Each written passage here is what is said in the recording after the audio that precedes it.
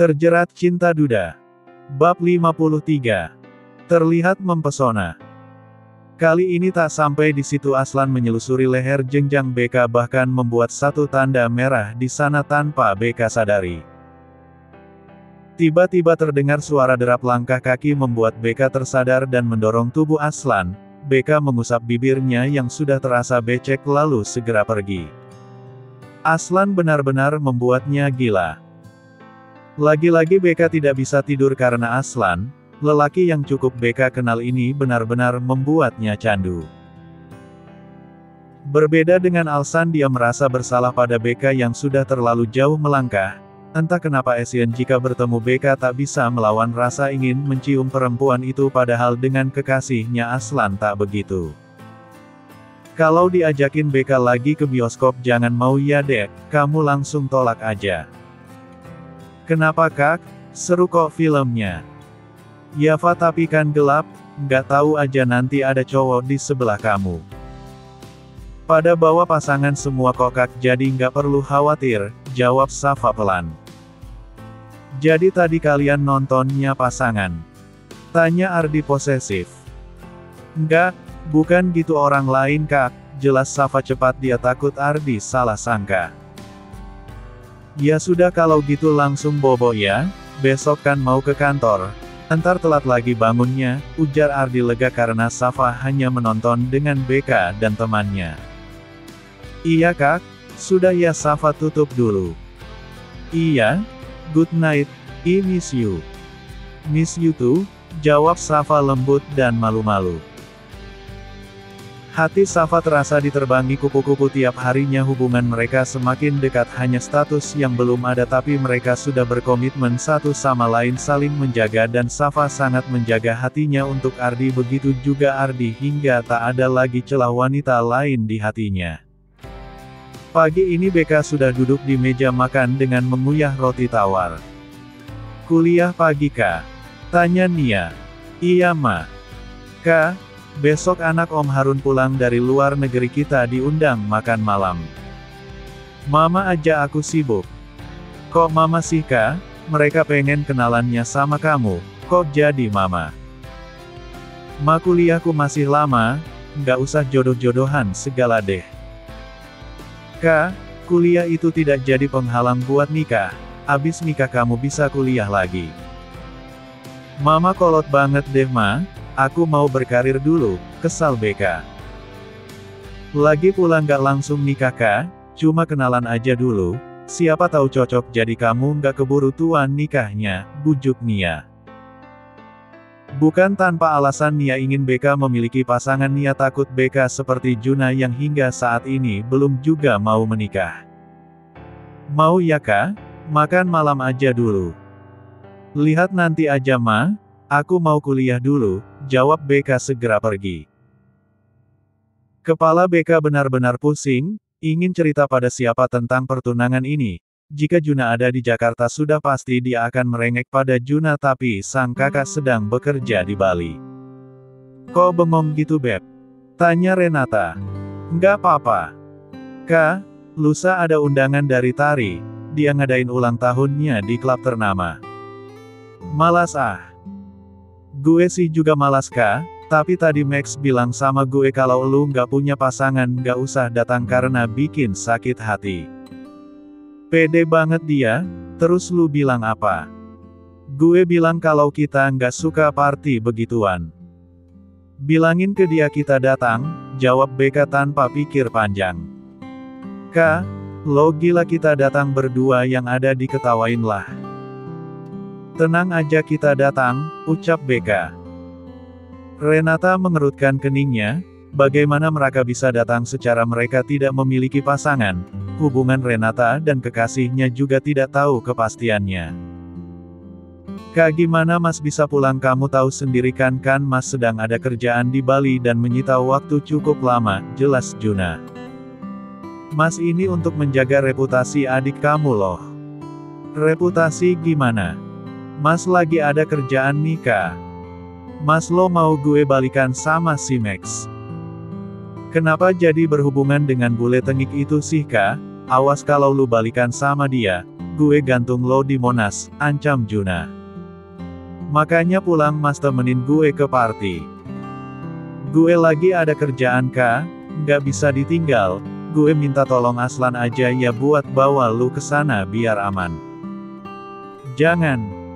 Tolak Beka cepat, mana mungkin dia pergi bersama Aslan, mau ditaruh di mana mukanya. Terus maunya gimana? Sama kamu aja mas, pulang ya. Rengek Beka membuat Juna menghela nafas panjang. Adikku sayang, cinta. Masmu sedang kerja mencari sebongkah berlian untuk keluarga kita.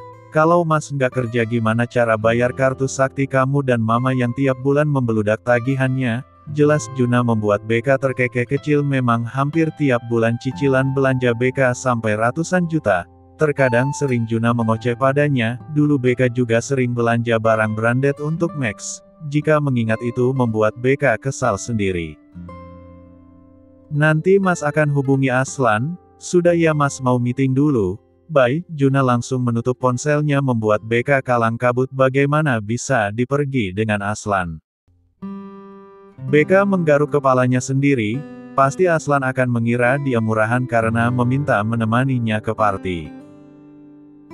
Kenapa nggak bilang kamu mau ditemenin ke party, ujar Aslan yang sengaja mampir ke kampus Beka saat ini membuat Beka ketar-ketir gelisah. Kenapa abang sampai ke sini? Tanya Beka. Juna yang nelpon katanya dia nggak mau lihat kamu balik lagi sama tuh bule, jadi minta abang jagain kamu selama party. Siapa juga yang mau balik sih, Mas Juna ngaco banget, ucap Beka grogi. Terus apa namanya kalau pakai ngancam segala? Mas Juna ember banget sih, kan bisa malu banget gue kalau ketahuan gini, batin Beka kesal. Nggak ada deh, jangan ngarang, jawab Beka segera berdiri ingin pergi. Mau kemana? Pulang. Terus abang datang ke sini kamu anggap apa? Lah siapa yang ngundang abang ke sini? Nggak ada kan? Pulang bareng abang, Tita Aslan memasang kacamata hitamnya lalu menggenggam tangan Beka. Jangan ditanya lagi, penampilan Aslan saat ini membuat jantung Beka ketar-ketir. Sahabat kakaknya ini benar-benar tampan, bintang film Hollywood mah lewat dengan ketampanan Aslan, bibit ayah Dahmi dan Bunda Sela ternyata bibit unggul. Banyak pasang mata memperhatikan mereka termasuk Vio dan Max yang ingin ke kantin melihat kemesraan Beka dan Aslan yang saling menggenggam tangan erat. Renata pun berdiri kaku melihat sahabatnya ini, pasangan yang klop menurut Renata karena Beka memang membutuhkan sosok lelaki dewasa seperti Asian Max si tukang selingkuh. Aslan membukakan pintu mobilnya untuk Beka dan mempersilahkan untuk masuk. Hal ini menjadi topik pembicaraan hangat karena setelah putus dari Max, Beka bukan patah hati. Mobil gue gimana bang? Tanya Beka bingung, dia ke kampus tadi dengan mobil. Nanti ada orang yang jemput, jangan khawatir kita makan dulu.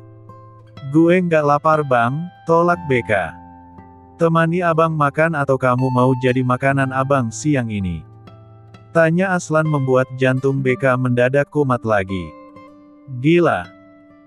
Apa gue sakit jantung ya bisa berdebar gini kalau dekat Bang Alsan? Gue harus cek kesehatan nih, batinnya mencoba fokus dengan tak memandang Alsan yang benar-benar terlihat cool. Bang pulang yuk, ajak Beka yang mulai ingin mencoba jauh dari Alsan karena berdekatan dengan lelaki ini seolah bagai magnet untuk dirinya.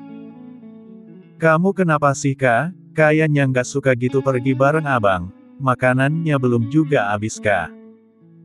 Bukan gitu, gue banyak kerjaan bang, gue udah kenyang, alasan Beka. Biasanya juga anteng-anteng aja meskipun banyak kerjaan kampus, makan lagi ngadepin kenyataan hidup itu butuh tenaga, ucap Alsan. Saat ini lelaki tampan ini tengah kesal pasalnya kekasih Monica batal pulang ke Indonesia dan membuat Alsan kecewa. Kak, besok temani abang weekend yuk. Kemana? Tanya Beka. Kemana aja kak? Abang bosan di rumah. Gimana ya? Lihat besok deh bang, gak janji. Ayolah kak, Kita nonton ke atau ngemil bareng, kata Ardi. Kamu bawa Safa nonton bioskop kemarin. Tapi nggak asik, jawab Beka cepat. Kok bisa nggak asik? Ceritanya nggak seru. Bukan? Safanya yang nggak seru pengen pulang mulu takut Kak Ardi marah, jelas Beka membuat Alsan terkekeh geli. Mereka lucu ya Kak, sweet gitu. Bukan sweet itu bang tapi posesif, cebik Beka. Memangnya kamu nggak suka diposesifin cowok? Tanya Aslan tiba-tiba. Suka. Tapi ada batasannya juga bang. Nggak semua cowok suka lihat ceweknya jalan keluar Kak, meskipun dengan temannya. Tapi kan mereka nggak pacaran bang. Mereka punya komitmen Kak, justru tidak berguna pacaran lama kalau nggak ada komitmennya. Ardi berani berkomitmen buat jaga hati sampai Safa siap dilamar. Oh my god, yang bener bang. Tanya Beka tak percaya. Dia nggak cerita loh bang. Dia nggak mau cerita sama orang ember, canda Aslan. Sembarang aja, Mas Juna tuh yang ember bukan gue, marah Beka. Uluh. Segitu doang ngambek, Aslan menarik hidung Beka pelan membuat Beka makin baper terhadap cowok di hadapannya ini. Jangan ngambek dong Kak, entar abang beliin permen lollipop deh atau es krim. Pasti kamu suka, bujuk Aslan lagi. Beliin banyak ya, pinta Beka. Siap bos, jawab Alsan tersenyum manis. Ternyata membujuk Beka masih sama seperti dulu, tidak perlu dengan hal yang mahal sudah membuatnya bahagia. Memang aura orang kaya berbeda. Ayolah Beb, jangan ngambek begitu, bukannya setelah aku pulang kita langsung tunangan, bujuk Monica. Terserah kamu saja, aku sedang tidak berselera membahas itu, kesal Aslan. Beb, aku minta maaf tapi semuanya akan aku ganti dengan malam panas kita nanti, bujuk Monica lagi membuat Aslan sedikit gerah mendengarnya. Tiba-tiba justru Aslan membayangkan Beka, dia baru saja mengantarkan Beka pulang saat selesai makan siangnya. Beb, halo, kamu masih di situ? Tanya Monica. Masih, jawab Alsan gerah. Kamu pasti sedang memikirkan aku ya Beb? Maaf ya aku nggak bisa pulang dulu tapi aku janji setelah pulang kita tunangan dan liburan di Eropa. Aku bakal menyenangkan kamu Beb, ujar Monica dengan nada sensual tapi justru membuat Alsan berpikir keras dengan ucapan sang kekasih. Apa benar Monica masih perawan? Dari cara berbicaranya sudah berbeda. Sudah dulu ya Kak, aku masih di jalan, jawab Alsan. Ya sudah, hati-hati ya Beb, jangan ngebut-ngebut bawa mobilnya. Iya, sahut Aslan sambil menutup ponselnya. Perasaan Aslan saat ini campur aduk. Kayaknya ini bagus Kak, tunjuk Renata pada gaun malam berwarna hitam dengan sedikit manik-manik di bagian dadanya. Nggak terlalu terekspos punggung gue Re? Tanya Beka karena memang di bagian punggungnya terbuka. Biar Max makin kepanasan lihat lo. Beka menatap gaun malam tersebut dan tersenyum kecil. Sepertinya bagus, sesekali menggoda iman Bang Aslan, gue juga harus kasih lihat tuh sama pasangan selingkuh kalau gue bisa cantik dari Vio, batin Beka. Mikirin apa lo? Ehem ya. Tuduh Renata. Enak aja, gini-gini masih anak perawan ya non? Emangnya Vio yang nggak perawan? Ketus Beka jika mengingat pergulatan panas antara Vio dan Max. Ingin rasanya menjambak perempuan itu tapi Beka masih punya harga diri, dia tidak butuh lelaki seperti Max. Gue suka gaun ini Re, lo mau gaun yang mana sekalian gue bayar? Nggak usah deh Kak, gue kan nggak ada pasangan juga, lo aja deh. Mulai deh lo Re, meskipun nggak ada pasangan lo tetap harus tampil cantik Re. Ambil yang itu aja ya, tunjuk Beka pada gaun malam berwarna merah marun dengan belahan di fahanya. Fahanya tinggi banget Kak. Nggak apa-apa, tambah aduhai. Nggak deh Kak, takut digoda-godain gue. Ada gue sama Bang Aslan Re, tenang aja. Renata menggaruk kepalanya. Kebanyakan mikir lo, udah sikat sesekali jadi liar nggak apa-apa yang penting nggak murahan, ujar BK membuat Renata bingung tapi BK tetap memaksanya. Setelah cukup mereka berbelanja BK mengajak Renata ke salon untuk memanjakan diri, BK memang tidak pernah perhitungan pada sahabatnya dulu Vio juga sering dibelanjakan BK mungkin karena perempuan cantik ini belum tahu susahnya mencari uang, dia hanya tahu cara menghabiskannya saja. Kak, pulang yuk, udah banyak banget nih belanjanya. Makan dulu Re, gue lapar banget. Ya udah makan di rumah makan Padang aja ya, ajak Renata.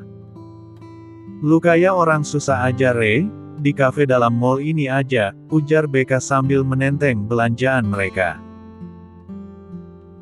BK masuk ke dalam kafe dengan wajah kesal karena tadi Renata ditabrak nenek-nenek terus marah-marah tidak jelas padahal jelas sekali nenek-nenek tadi yang salah tapi Renata yang memang lugu tak mau menjawab sedangkan BK sudah geram ingin menyumpal mulut nenek-nenek tersebut.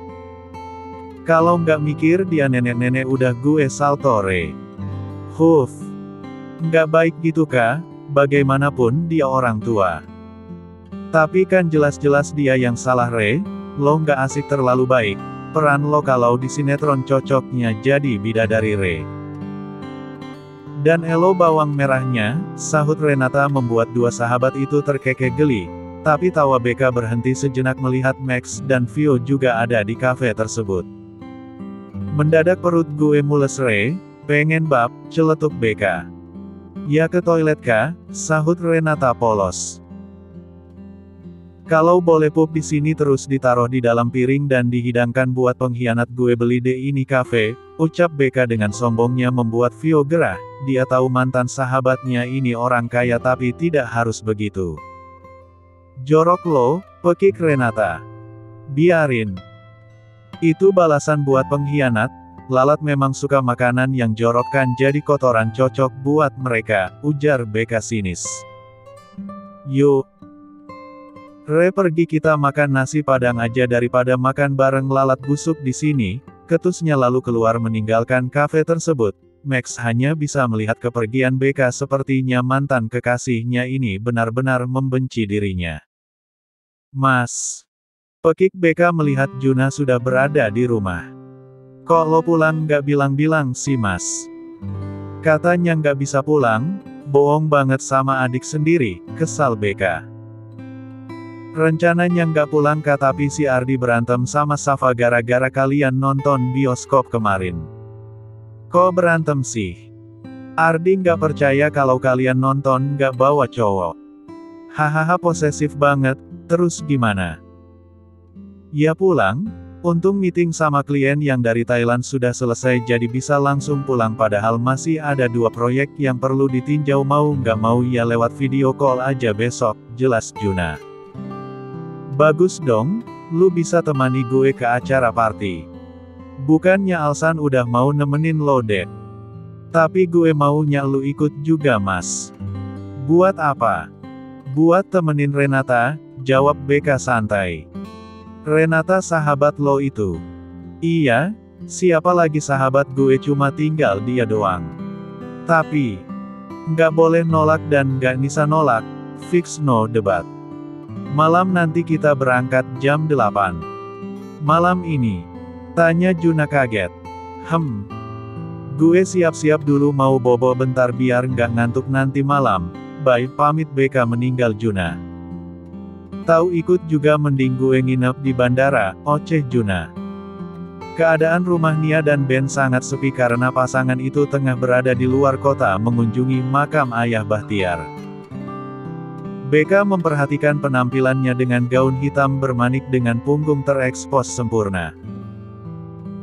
BK sengaja memakai eyeshadow berwarna gelap agar terkesan tajam. Malam ini BK sengaja berdandan berbeda dia ingin terkesan lebih glamor agar menjadi pusat perhatian semua orang. Tak lupa BK menyemprotkan parfum yang cukup banyak di tubuhnya agar siapa saja yang berpapasan dengannya bisa mencium aroma tubuhnya. BK ingin semua orang tahu kalau dia terlihat baik-baik saja meskipun sudah berpisah dari Max. Terlebih dia ingin melihat reaksi Max lelaki yang sudah berani meninggalkan dirinya yang berharga ini. Perfect, pujinya dengan tersenyum manis merasa puas dengan penampilannya. Beka tinggal menunggu Aslan menjemputnya. Beka keluar dari kamarnya untuk mencari Juna. Mas kok belum ganti baju sih, kesal Beka. Mas nggak pergi ya dek? Mas aku sudah janji sama Renata loh, bohong Beka padahal Renata sama sekali belum tahu kalau dia akan berpasangan dengan Juna kakak sahabatnya itu. Ayo cepetan ganti aku tunggu di sini. Lo pakai baju itu deh. Dandanannya juga menor gitu, tanya Juna melihat baju yang dikenakan Beka cukup terbuka. Cantik kan mas? Ini namanya gaun malam dan dandanan bold, terkesan tajam gitu mas, jawab Beka sambil memutar tubuhnya dan tersebut manis. Cantik apanya? Kurang bahan gitu. Kalau ada mama pasti nggak akan dibolehin loh. Ya jangan sampai ketahuan mama lah mas, kalau mama tahu lo pelakunya, tunjuk Beka dengan tatapan horor. Udah sana, cepetan entar telat lagi. Iya bawel. Beka menghubungi Renata agar naik taksi terlebih dahulu ke tempat acara nanti mereka bertemu di sana. Aslan yang baru masuk ke dalam rumah Beka menatap Beka dengan tersenyum manis. Dia melihat Beka begitu cantik dengan balutan dress hitam itu terkesan menantang untuknya. Wow, amazing, puji Alsan membuat Beka menundukkan kepalanya malu. Kamu cantik banget kak, cocok dengan dandanan kamu yang terkesan glamor, Beka terkekeh kecil menanggapinya. Berangkat sekarang. Ajak Aslan. Boleh tapi gue cek Mas Juna dulu bang, takut dia malah ketiduran di kamar. Juna sudah pulang? Tanya Aslan kaget. Siang tadi. Terus dia juga ikut. Dia menemani Renata. Hahaha. Kamu yakin kalau Juna bisa menemani Renata? Yakin? Kamu pikir Mas Juna lelaki gay yang tidak bisa berdampingan dengan perempuan, kesal Beka. Bukan begitu kak, tapi kita sama-sama tahu kalau Juna. Gue kenapa? Potong Juna yang baru keluar dari kamarnya. Bro, apa kabar? Tanya Aslan basa-basi. Baik, gue kenapa tadi? Lo mau bilang apa? Cecar Juna. Nggak ada, lo tampan pakai kemeja ini bro, auranya keluar, puji Alsan sambil tersenyum kecil. Bokis lo, ketus Juna memukul lengan Aslan. Sudah yuk berangkat entar telat lagi, bang lo bawa mobil sendiri ya entar pulangnya bareng Renata. Perintah Beka sebenarnya malas sekali berurusan dengan perempuan tapi Beka memaksanya jadi mau tak mau sebagai kakak yang baik dia menuruti kemauan sang adik. Beka menggandeng tangan Aslan keduanya berjalan berdampingan. Kamu benar-benar cantik kak, puji Aslan sambil tersenyum manis membuat Beka malu. Kak, panggil Renata yang baru turun dari taksi menghampiri Beka. Wow, cantik banget lo kak, puji Renata. Kalau gue cowok udah pasti naksir sama lo, lanjut Renata terkekeh geli dengan ucapannya sendiri. Untung lo nggak lesbi ya re jadi nggak bisa naksir gue, jawab Beka yang ikut terkekeh kecil. Pasti Max nyesel udah lepasin lo kak, dia bakalan kepanasan lihat lo sama Bang Aslan jalan bareng. Memang itu tujuan gue re, bikin dia emosi biar dia tahu siapa perempuan yang dia selingkuhi ini, ujar Beka dengan gaya sedikit angkuh.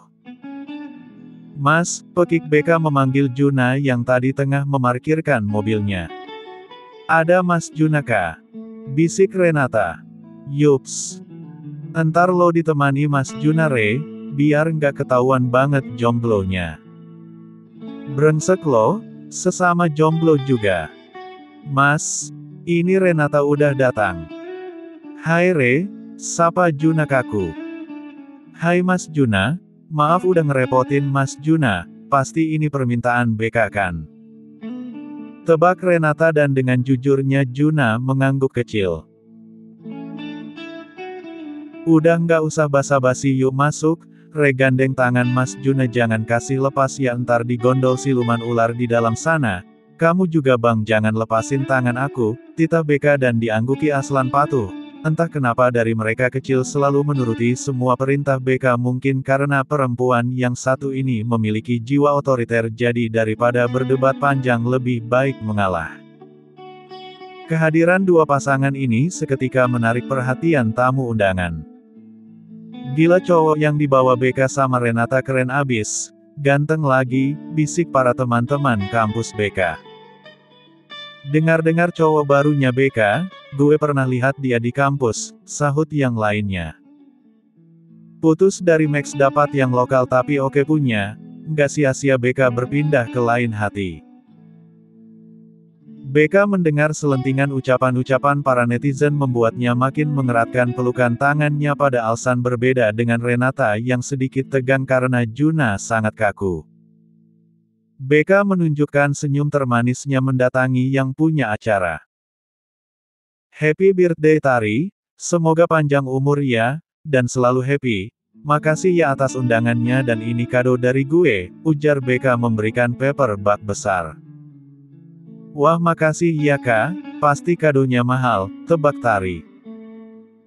Semoga lo suka ya Tar, gue nggak bisa pilih kado yang murahan karena biasa pegang yang mahal, jawab Beka sambil tersenyum kecil membuat Vio mengepalkan tangannya kesal.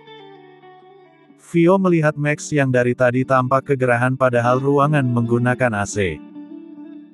Max ingin sekali mendekat pada Beka tapi dari tadi Beka tak melepaskan genggaman tangannya dari Alsan.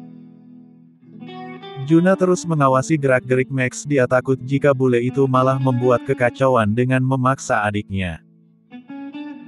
Kali ini Vio yang tak bisa tinggal diam, dia merasa Beka sudah menghipnotis semua orang termasuk Max untuk memperhatikan dirinya karena hanya penampilan Beka dan Renata yang terlihat sangat seksi malam ini. Kak, gue mau bicara, ucap Vio menarik tangan Beka. Siapa lo berani mau bicara sama gue? Tanya Beka angkuh sambil menepis tangan Vio. Kak, gue minta maaf perkara itu, tapi tolong jangan terus menyudutkan kami, kasihan Max. Lo merasa tersudut? Bagus deh kalau lo sadar diri. Tapi sayangnya gue nggak punya rasa kasihan untuk pengkhianat kayak dia, ketus Beka. Perek kayak lo nggak bisa dimaafkan, lanjut Beka. Kalau keterlaluan, marah Vio ingin menamparkan Beka tapi segera ditepis Alsan.